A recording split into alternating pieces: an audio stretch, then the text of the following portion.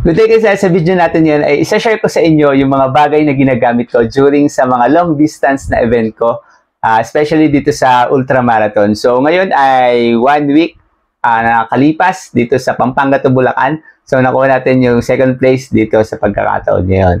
So kasi maraming mga nagtatanong sa akin, so iba nagpi-PM, so iba nagko-comment. So sir, ano yung ginamit mong ganito? Ano yung ginamit mong ganyan? So ngayon, share ko sa inyo yung ginamit ko dito sa specific lang na race na to. So syempre yung ibang mga race dati, iba yung ginamit ko dati. So ngayon, ito yung mga pangkaraniwan na ginagamit ko ngayon recently. Itong mga bagay na to, so iba dito, may mga link dito sa Shopee. So pwede nyo siya mabili. So lalagay natin yung link dyan sa description. So hindi ko naman kayo niobligang bumili. So kung magustuhan nyo lang naman. So yun, gamitin nyo po please yung mga link natin na ilalagay sa baba. So, simulan natin sa headgear, sa ulo muna. So, ang ginamit ko lang naman na headgear sa ulo, so kailangan ng headlamp. So, bumili din ako sa Shopee, no? So, ito siya. Ito yung headlamp. So, lalagay ko yung eksaktong link kung saan ko ito nabili. So, satisfied naman ako dito. So, yun. So, yan. I-setting siya. High and low, and then may blinker. So, same dito sa kabila. So, yun. Sa LED niya. So, may blinker din yung LED niya. So, hindi ito yung tipo na may mga sensor. Talagang manual mo siya. Pipindutin. So, Type-C naman yung charging port niya. So, ang nagustuhan ko rito, madaling mabuksan yung battery. So, lalagyan ng battery. So, ako kasi, meron akong medyo mataas na capacity na rechargeable battery. So, ang dali lang magpalit ng battery. So, lalong-lalo na kung matagal yung race. So, satisfied naman ako dito.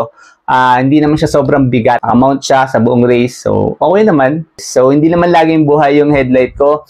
Pinapatay ko siya dun sa mga portion na maliwanag naman yung straight light. So, binubuhay ko siya pag may makakasalubong dahil syempre counterflow tayo. And then, pag madidilim yung lugar. So, syempre, alam niyo naman na medyo malabong mata natin. So, yun. Punta tayo sa salamin. So, itong salamin, marami nang nagtatanong sa akin ito noong pa. So, pasensya na po. Hindi ko talaga siya nagawa ng review kahit dati pa. So, para to dun sa mga ka-runner natin na kailangan ng salamin. So, itong salamin na to, originally, so pinagawa ko to dun sa pinsan ko na gumagawa ng salamin.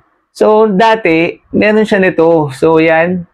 Kung hindi ako nagkakamali, 2023, nakikita nyo na itong ginagamit ko eh. So, natigilan lang dahil yung pinagawa ko sa kanya, na eksaktong kamukhang-kamukha nito, nagkaroon ng crack. So, tumutok po siya dito.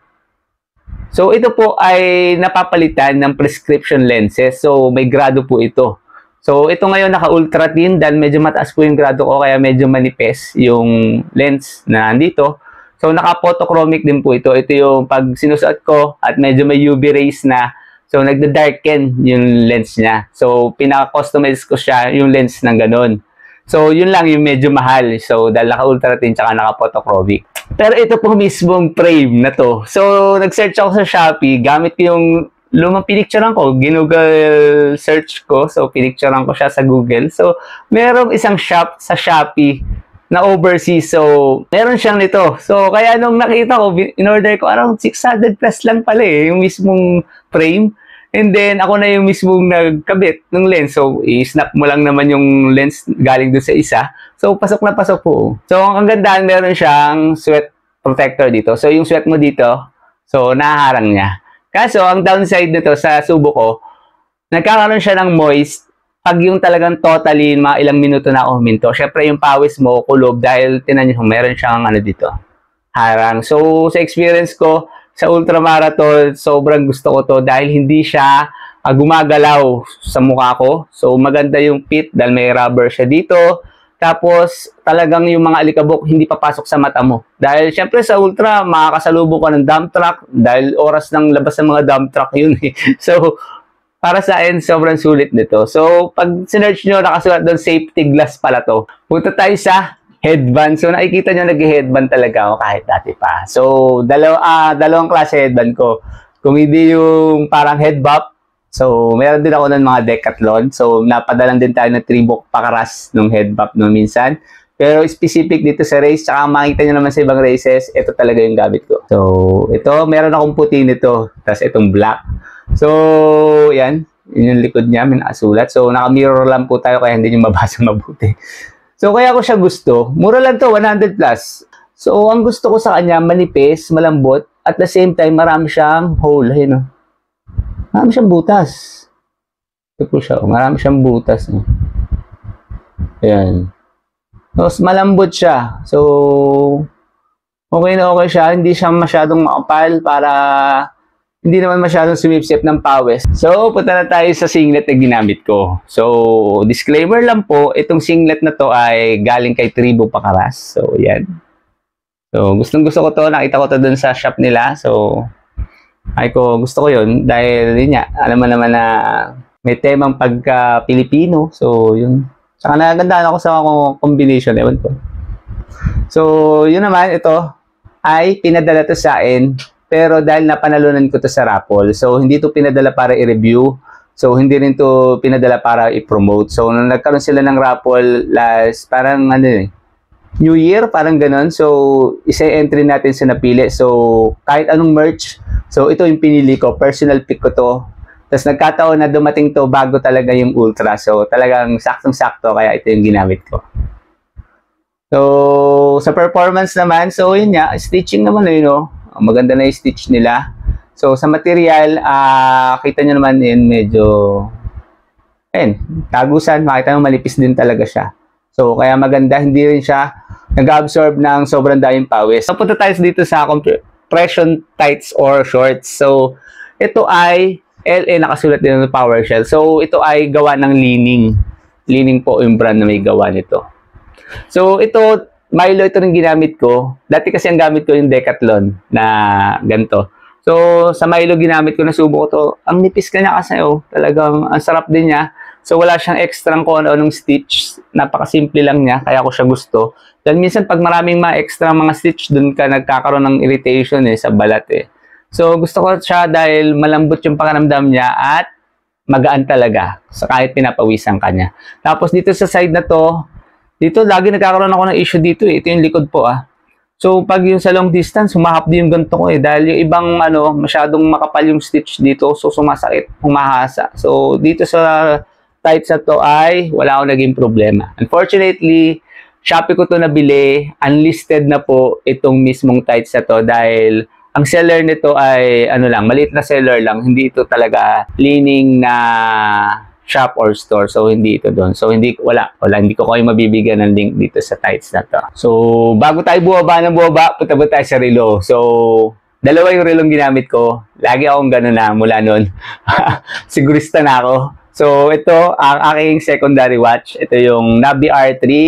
So, ito ay pinadala sa atin ni Aulon. So, nasa inyo na yun. So, ito pinadala sa atin to. So, ang primarily watch ko ay ito, si Amazfit D5 pa din. So, ito pa rin yung gamit ko. So, talagang gusto kong features dito, although maliit yung yung mga digits niya. Ang gusto ko pa rin talaga dito is yung nagsasalita, si AI niya. So, nagsasalita ko ilang kilometers na.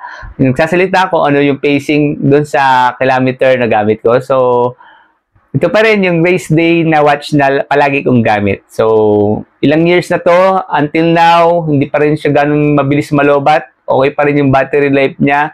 Ni-review ko to dito sa channel. So, okay to. Okay din yung pacing, tsaka yung stats niya. So, malapit sa katotohanan. So, ito pa rin. So, kung tatanungin nyo naman sa socks, so, syempre, crucial yung socks. Dahil, syempre, long distance running. So, ako po talaga, kahit last year pa, so simple lang po yung socks ko, wala po talagang kakaiba. So sabi ko sa inyo, preferred socks ko yung medyo manipis, preferred socks ko yung at least 3 pares para nagagamit mo sa training, and then, kunwari, nag-training ka ngayon, tapos asahan mo, kinabukasan, meron ka pang talagang pang race day na magagamit. So ito lang siya, wala siyang kakaiba talaga. Burlington na 3 pairs of socks na pangkaraniwan, yung bundle. So, 3. So, satisfied ako dito. Hindi siya sobrang kapal. Tapos, ankle, lang siya. Hanggang ankle lang. Yung length niya. So, saktong-sakto lang. So, hindi rin naman siya mainit. So, yun nga. Simpleng-simple lang yung socks natin na ginamit. So, disclaimer lang muna. Ito ay pinadala sa atin ni Chow Dan. So, ito yung Paying Played 1.5. So, 3 grades na ako dito. Sapatos na to. Milo, PR tayo, CPF, 21K, PR tayo, ngayon 50K, PR pa rin tayo. So, hindi pa rin ako pinapahiya nito. Wala. Basta long distance, asahan nyo. Ito yung gagamitin ko. Wala akong issue para dito. Yun lang, talagang lukot lang siya. Talagang ganyan siya. Dahil payat yung paa ko. Pero hindi siya nakaka-apekto dun sa comfort tsaka sa ng sapatos. So, parehas lang kahit sabihin natin na yun. Talagang yun lang issue ko para sa kanya. So, tingnan nyo yung outsole. 50 kilometers sa malubak at mabuhanging kalsada ng Bulacan at Pampanga. So, may bawas ng bahagya na. So, konti lang. Pero sabi ko nga sa inyo, makuna talaga yung rubber outsole nito. So, dito halos walang bawas. Pero ito ay, pangkaraniwan, di ba? Dito ako nababawasan. Ayun, wala eh. Kompleto pa rin. Ang milyay na nito ay around 110 kilometers. So, mahaba-haba pa yung buhay nitong sapatos ito. So, punta na tayo sa mga essentials na ginamit ko. So, ang gel ko, bus fuel pa rin. So, ito talaga, pangkaraniwan, ito yung ginagamit ko. Majority ng races ko, bus fuel. So, bukod sa mura, isa na yata sa pinakamurang gel na magagamit. So, para saan effective talaga si bus fuel. So, lagyan natin ng link dyan sa baba, si bus fuel. So, hindi ito sponsored. Ito lang talaga yung ginagamit ko palagi. So, para din dito sa race na to, so gumamit din ako nito, salt stick. So, gumamit din ako nito dun sa Milo. So, ayan, regular na akong gumagamit to para mag-reduce yung risk ng cramps or mabawasan. So, not totally cramps free ka. So, ako subukan. Kita nyo naman, nagka-cramps pa rin. Pero, syempre, baka imbis na maaga ka mag-cramps, so, nare-reduce sa mga bandang dulo pa. So, isa pa sa ginamit ko, ito. So, naisip ako lang bumili. Ito, Katim ko Sports Spray. So, makikita tayo sa video.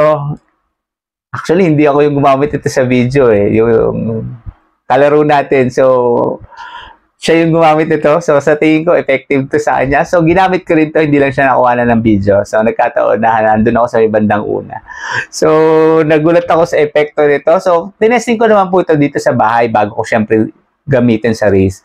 So, ang epekto po nito pag i-spray nyo, hindi agad siya mararamdaman. So, pero pag naramdaman nyo na talagang kumaagat siya, talagang subo ko na dahil, di ba, sa mga ibang races ko na ultra, ang pinapahid ko doon, kundi Efficacent Omega, yung nasa bote.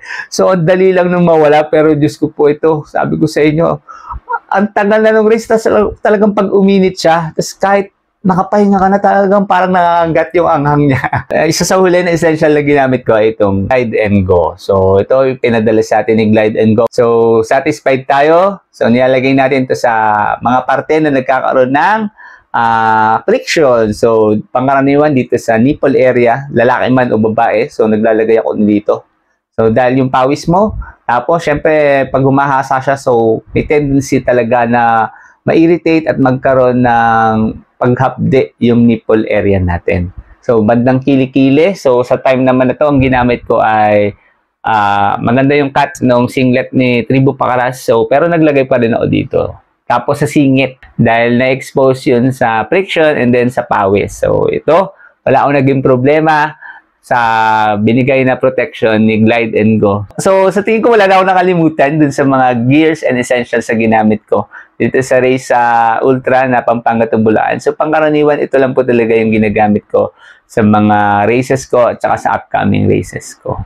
Muli po, marami po salamat sa lahat. Kung nagkaroon kayo ng interest dun sa mga nabanggit natin, so pakicheck nyo na lang yung link. Tapos, sa inyo na yan kung gusto nyo bumili. So, muli po, marami po salamat sa nanonood nitong video na to. Sa lahat po ng patuloy na sumusuporta, paki-like nyo po yung video, paki-comment nyo po kung may mga questions kayo. And then, paki-share nyo na rin po yung ibang mga videos natin sa mga running friends natin para lalo pa pong lumaganap yung running community natin. Muli po, maraming po salamat sa inyo. God bless po sa lahat.